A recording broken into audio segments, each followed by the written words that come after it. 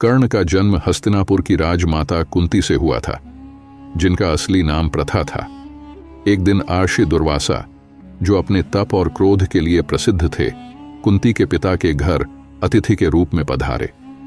कुंती ने बड़ी श्रद्धा और निष्ठा से उनकी सेवा की, जिससे प्रसन्न होकर ऋषि दुर्वासा ने उसे एक विशेष वरदान दिया। इस वरदान के अनुसार कुंती जब चाहें किसी भी देवता का आह्वान कर सकती थीं और उस देवता के समान गुणों वाला पुत्र प्राप्त कर सकती थीं। कुछ समय बाद कुंती वरदान की सच्चाई जानने के लिए उत्सुक हो गईं। एक दिन वह आंगन में बैठी सूर्य भगवान को देखकर सोचने लगीं कि अगर मेरा पुत्र सूर्य के समान तेजस्वी हो तो कैसा हो।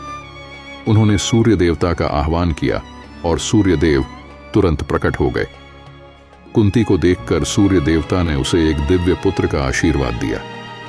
यह देखकर कुंती चकित हो गई और कुछ समय बाद उन्होंने एक पुत्र को जन्म दिया, जो जन्म से ही दिव्य कवच और कुंडल से सुशोभित था। हालांकि कर्ण का जन्म अद्भुत और दिव्य था, परंतु कुंती का मन भय और समाज के अपमान के डर से घिरा हुआ था। अविवाहित होने के कारण कुंती को डर था कि समाज उसे और उसके पुत्र को स्वीकार नहीं करेगा। इस सामाजिक अपमान के भय से उन्होंने दुखी होकर नवजात शिशु को गंगा नदी में बहा देने का कठोर निर्णय लिया। यह निर्णय कुंती के लिए अत्यंत कष्टदायक था, लेकिन उन्होंने सोचा कि यह कर्ण के भविष्य के लिए उचित होगा। गंगा नदी में बहते हुए कर्ण की टोकरी सारथी अधिरथ और उनकी पत्नी राधा को मिली। वे इस बालक को देखकर अत्यंत प्रसन्न हुए और उसे अपना पुत्र बना लिया। उन्होंने उसका नाम कर्ण रखा और उसे अपने स्नेह और देखभाल से बड़ा किया। कर्ण का बचपन सामान्य बच्चों जैसा नहीं था। वह अपने दोस्तों के साथ खेलता तो था, लेकिन मन में एक अज्ञात खालीपन था।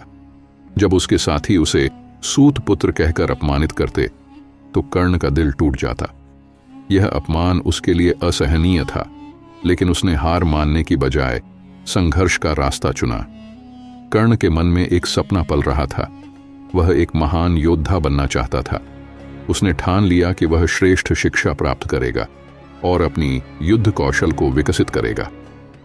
कर्ण गुरु द्रोणाचार्य के पास गया और उनसे धनुर्विद्या की शिक्षा मांगी, लेकिन उसकी जाति के कारण द्रोणाचार्य ने उसे शिक्षा देने से इनकार कर दिया। यह अपमान कर्ण के लिए गहरा आघात था, लेकिन उसने हिम्मत नहीं हारी। इस अपमान के बाद कर्ण ने गुरु परशुराम से शिक्षा प्राप्त करने का निश्चय किया।